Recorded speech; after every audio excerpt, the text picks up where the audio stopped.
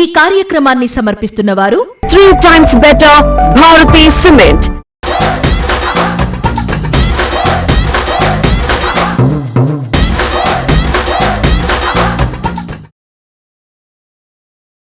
అందరికీ నమస్తే. గరం గరం వార్తలకి స్వాగతం. ఇవాళ కూడా మీకోసం చాలా వార్తలు పట్టుకొచ్చినాం. అంతకంటే ముందుగాల హెడ్లైన్. శివాజీ నోటి నుంచి బూతులు, మస్తు కోపం చేస్తున్నారు నటులు. పానం మంచిగా లేక పడ్డది దౌఖాన్లా, సర్పంచ్ గా ప్రమాణ స్వీకారం చేసింది అంబులెన్స్ లా. రక్తంతో నేసిండ్రు తులాభారం, వీళ్లకు సార్ మీద ఎంత గౌరవం. తప్పిపోయిన కొడుకొచ్చిండు 10 ఏళ్లకు, అవధులు లేవు తల్లి ఆనందంకు. కోర్టు సినిమాల మంగపతిగా చేసిండు కదా శివాజీ. ఆ సినిమాల ఆయన చేసిన క్యారెక్టర్ చూస్తే అసలైన మనిషేనా, గంత కోపమా, కనీసం ఇంటోలను కూడా అర్థం చేసుకోడా కొంచెం అన్నా అనేటట్టు ఉంటుంది. మరి అదంటే సినిమా, ఆడ ఏ డైలాగ్ ఉంటే అది చెప్తాడు కావచ్చు, ఎట్లా యాక్టింగ్ చేయమంటే అట్లా చేస్తాడు కావచ్చు. కానీ నిజ జీవితంలోకి వచ్చేటాలకు మంచిగా ఉండాలి, పద్ధతిగా మాట్లాడాలి కదా. కానీ ఓ ప్రీ రిలీజ్ ఈవెంట్లా హీరోయిన్లు వేసుకునే బట్టల విషయంలో నోటికొచ్చినట్టు మాట్లాడిండు. శివాజీ ఏం మాట్లాయా అవి. కోర్టు సినిమాలో విలన్ పాత్ర వేస్తే అందరూ షెబ్బాష్ మంచిగా నటించినవు అన్నారు.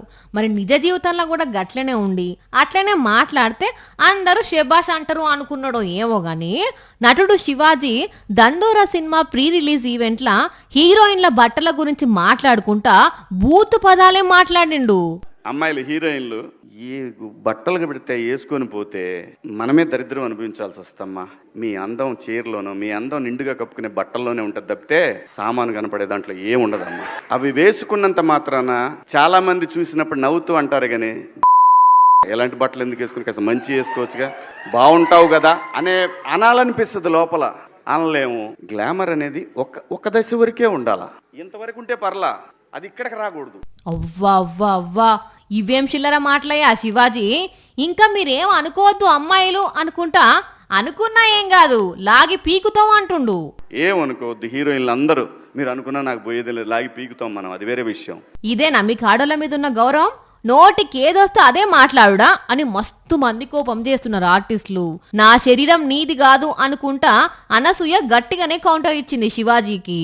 ఆయన దృష్టిలో ఆయనకి ఇన్సెక్యూరిటీ ఉన్నట్టుంది, ఆయన ఎలా కనిపిస్తారు, అందుకే అలాంటి రెస్ట్రిక్షన్స్ కాస్త ఉన్నట్టున్నాయి. ఎవరి ఇష్టం వాళ్ళది. ఇట్స్ అన్ఫార్చునేట్ దట్ ఆయన ఐ ఫీల్స్ అంటే నేను సింపథైజ్ చేస్తున్నాను ఆయన మీద. సింగర్ చిన్మయి కూడా మస్తు కోపం చేసింది. శివాజీ పోకిరిలకు హీరో, అందుకే అట్లా మాట్లాడిండు అని రాసుకొచ్చింది. శివాజీ మాట్లాడిన మాటల మీద తెలంగాణ మహిళా కమిషన్ కూడా కోపం చేసింది. ఈ నెల 27వ తారీఖు నాడు విచారణకు రావాలని నోటీసులు పంపింది. ఇట్లా చాలా మంది కోపం చేసేటాలకు శివాజీ తప్పైందని చెప్పిండు. నేను ఎవరిని అవమానపరచాలని కాదు, 2 అన్పార్లమెంటరీ వర్డ్స్ దొర్లినాయి, దానికి మై సిన్సియర్ అపాలజీస్. ఇప్పుడు చెప్తున్నారు ఇట్లా మాట్లాడు తప్పని ముందు తెలియదా? అవి బూతులని అప్పుడు అనిపించలేదా సారు? నలుగురు 4 మాటలు అంటే తప్ప అర్థం కదా మీకు? ఇంకోసారి అయితే గిసోంటి మాటలు మాట్లాడకుండ్రి అని గట్టిగానే చెప్తున్నారు. శివాజీ మాటలు విన్న కొందరు పబ్లిక్. 11వ తారీఖు, 14వ తారీఖు, 17వ తారీఖు బ్రహ్మాండంగా సర్పంచ్ ఎన్నికలు జరిగితే బ్రహ్మాండంగా సర్పంచులు గెలిచిండ్రు, వార్డ్ మెంబర్లు కూడా గెలిచిండ్రు. ఇక వీళ్ళంతా బ్రహ్మాండంగా ప్రమాణ స్వీకారం చేసి బ్రహ్మాండంగా పనులు చేయడం కూడా షురూ చేసిరు కదా. అయితే ఈ సర్పంచ్ అక్క మాత్రం జరంత డిఫరెంట్గా ప్రమాణ స్వీకారం చేసిందుల్లా చేయాల్సి వచ్చింది. ఎట్లా, ఎందుకు, ఏమైందంటే వార్తలో చూద్దాం పాండ్రి. విధిని నమ్మకంగా నిర్వహించదనని ప్రమాణం చేయుచున్నాను. ఆగో ఇదేంటి డిఫరెంట్ గా ప్రమాణ స్వీకారం అంటే ఏదో డిఫరెంట్ గా ఉంటది అనుకున్నాం. కానీ సర్పంచ్ అక్క అంబులెన్స్ లో వాడుకొని ప్రమాణ స్వీకారం చేసింది. అసలు ఏమైంది, ఎందుకు ఇట్లా బాధ్యతలు తీసుకోవాల్సి వచ్చింది? ఏ ఊరు సర్పంచ్ ఈమె అంటే జనగామ జిల్లా వెంకిర్యాల ఊరు సర్పంచ్, పేరు అలేఖ్య. అయితే ఓట్ల పండుగప్పుడు అక్క ఆరోగ్యం జరంత ఇబ్బంది పెడితే పోయి దవాఖానల షెరీకై ట్రీట్మెంట్ తీసుకుంటుందట. ఇక ఇంతల్నే ప్రమాణ స్వీకారం టైం వచ్చేసరికి తప్పక రావాల్సి ఉండటంతో అంబులెన్స్ కట్టుకొని వచ్చి ఇట్లా ప్రమాణం చేసి మళ్ళా పోయి దవాఖానల షెరీక అయిందన్నట్టు. కొద్ది రోజుల్లో డిశ్చార్జ్ అవుతుందట. కానీ ప్రమాణ స్వీకారం మాత్రం భలే ఇచ్చంత్రంగా జరిగిందిలే. పాపం అక్క సర్పంచ్ కావాలని గంతగనం తిరిగి ఊర్లో ప్రతి ఒక్కరు ఓటు అడిగి బంపర్ మెజార్టీతోని గెలిస్తే గిట్లా అంబులెన్స్ లో ప్రమాణ స్వీకారం చేయాల్సి వచ్చింది. కానీ అక్క మాత్రం కలలో కూడా అనుకొని ఉండాలి కదా. ఎన్నంటే ఏంది, అక్క సర్పంచ్ కావాలి, అంబులెన్స్ లో ప్రమాణ స్వీకారం చేయాలని రాసి పెట్టున్నది, అదే జరిగింది అని అంటున్నారు ఈ ముచ్చట చూసిన జనాలు. నేను స్వీకరించిన విధిని నమ్మకంగా నిర్వహించదనని ప్రమాణం చేయుచున్నాను. నాణేలతోని తులాభారం, చక్కెరతోని తులాభారం, రుద్రాక్షలతోని తులాభారం, బెల్లంతోని తులాభారం, బియ్యంతోని తులాభారం, పుస్తకాలతోని తులాభారం, పండ్లతోని తులాభారం చేస్తే చూసినాం. ఇంకా కొందరు బగ్గ డబ్బున్నోళ్ళు వెండి బంగారంతో కూడా తులాభారం వేస్తే చూసినాం. మీరు కూడా అప్పుడో ఇప్పుడో తులాభారం వేసినోళ్ళే కదా. అయితే ఈడ మాత్రం మీరు జీవితంలో చూడని, ఇక చూస్తారో చూడరో కూడా తెలియని తులాభారం వేసిండ్రులా. సక్కదనాల చదువు చెప్పి భవిష్యత్కు బంగారు బాటలేసిన పంతులకు రక్తంతోని తులాభారం వేసి జీవితంలో గురువే మర్చిపోలేని గురుదక్షిణ ఇచ్చిండ్రు ఇగో ఈ పిల్లలు. అగ చూడుండ్రుల్లా ఏకంగా బ్లడ్ క్యాంపే పెట్టి ఎంత మంది సంతోషంగా నెత్తురుదానం చేసిర్రో. ఒక దిక్కు పంతులను కూసోబెట్టి ఇంకో దిక్కు ఎట్లా తులాభారం వేసిండ్రో. Super super super. మాటలు లేవు, మాట్లాడుకోవడాలు లేవులే. ఈ పిల్లలు చూపెట్టిన ప్రేమకు కర్ణాటక రాష్ట్రం ఈ సారథి పేరు పిఆర్ మఠ్ 80వ పుట్టినరోజు జరుపుకున్నాడు పంతులు గారు. అయితే అక్కి అలూరు అనే ఊర్లో 35 ఏండ్లు ఇంగ్లీష్ టీచర్గా పనిచేసిన ఈ సారు ఒక రేంజ్లో ఇంగ్లీష్ బోధిస్తే ఆ ఊరు పిల్లలంతా పెద్ద పెద్ద పొజిషన్లలో సెటిల్ అయ్యి బయటి దేశాలల్లో కూడా మంచి పేరు తెచ్చుకున్నారట. గింత మంచి చదువు చెప్పి ఇంగ్లీష్ను రఫ్ ఆడించేటట్టు చేసిన సారుకు ఈ రక్తంతో తులాభారం కాకుండా గురుదక్షిణ కింద ఏమిస్తామని అందరు ఆలోచన చేసి ఇగో సారు పుట్టిన బర్త్డే గిట్ల తులాభారం వేస్తే సారే కండ్ల నీళ్లు పెట్టుకున్నాడట. నా జీవితంలో ఇది మర్చిపోలేని రోజు. ఒక పంతులకు ఇంతకంటే ఏం కావాలి అన్నాడట. కానీ పిల్లలు నిజంగా గ్రేట్ పోన్రి. పంతులు కనబడితే పక్కకు తొలగి నమస్తే పెట్టేందుకే నామోషిగా ఫీల్ అవుతున్న ఈ రోజుల్లో గింత గొప్పగా గౌరవించుకున్నారంటే తారీఫ్ చేయాల్సిందే, సప్పట్లు కొట్టాల్సిందే కదా. ఎంత తొందరగా వీలైతే అంత తొందరగా ఆఫీస్కు రా, పండుగ ప్రోగ్రాం ప్లాన్ చేయాలని చెప్తే సరే అన్నాడు. ఇదివరదాకా పత్తకలేడు మన రాయేషు. ఇంట్లో నుంచి వెళ్ళనట్టున్నాడు. ఇంకా వీడెవడో నక్కి నక్కి పోతున్నాడు. ఎవలది? ఎవ్వరు లేని ఆవాజ్ ఎట్లొస్తుందిరా? ఎడ్డి నాయాలా? ఎవరివిరా నువ్వు? తిరుగు. నువ్వు ఒక్క నిమిషం ఆగమ్మ తల్లి. దొంగ నాయింది కొంపదీసి. దొంగ దొంగ దొంగ దొంగ అంటవేంద్రా? ఉడతలు పట్టే మొక్కపోడా. ఎవడ్రా నువ్వు అసలు? తిరిగిటు. ఉర్రకమ్మ తల్లి, దొంగ కాదు నేను, రాజేష్. నువ్వా? గట్లయిందేంది ముఖం అంతా? అయినా ఎందుకట్లా నక్కి నక్కి పోతున్నావు? లేకుంటే ఈ ముఖం వేసుకొని నన్ను చూడు, నా అందం చూడు అనుకుంటా పోవాలనా? ఏమైంది అసలు? అట్లా అంచులు మారిన మసాలా దోశ లెక్క అయింది ముఖం.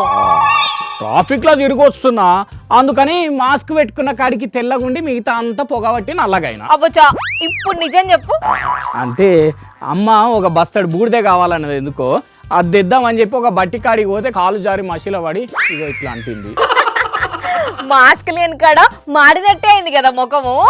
మసిలో పడొచ్చి ట్రాఫిక్ లో అయిందని చెప్తున్నాడు. ఇంకా అయినా ఇప్పుడు ట్రాఫిక్ వల్ల కాకపోవచ్చేమో గానీ ఇంకొన్ని దినాల్లో ఇదే పరిస్థితి వచ్చేటట్టున్నదట తెలంగాణలో. ఏంది నువ్వు అనేది? అవును మరి, ఢిల్లీ తర్వాత తెలంగాణలోనే కాలుష్యం ఎక్కువ ఉన్నదట తెలుసా? అవునా?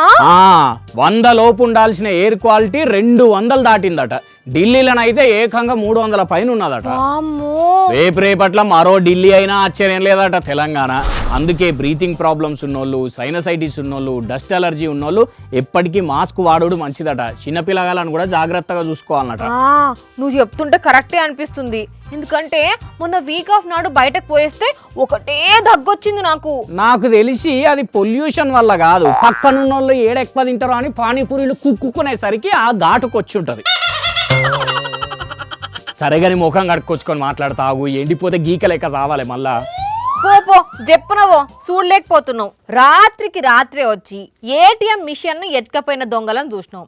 గడ్డపారతోని మిషన్ ను వలగొట్టి డబ్బులు ఎత్తుకపోయిన వాళ్ళని కూడా చూసినాం.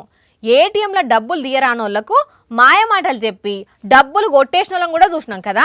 అయితే ఈడ చూడుండ్రి, ఒక దొంగోడు ఎంత సింపుల్గా వచ్చి ఏటీఎం దగ్గర డబ్బులు ఎత్తుకొని పోయిండో. ఏం దొంగలో ఎక్కడ దొంగలోను ఆఖరికి ఏటీఎం మిషన్ల కాడ కూడా జనాల నిమ్మలంగా ఉండనిస్తలేరు బద్మాషిగాళ్ళు. ఇగో ఈడ చూడండి చక్కదనంగా ఇద్దరు అక్కలు మంచిగా ముచ్చట పెట్టుకుంటా నవ్వుకుంటా ఏటీఎంల డబ్బులు గీకుతుంటే ఒక్కటంటే ఒక్కటే సెకండ్లో ఎంత పని అయిందో.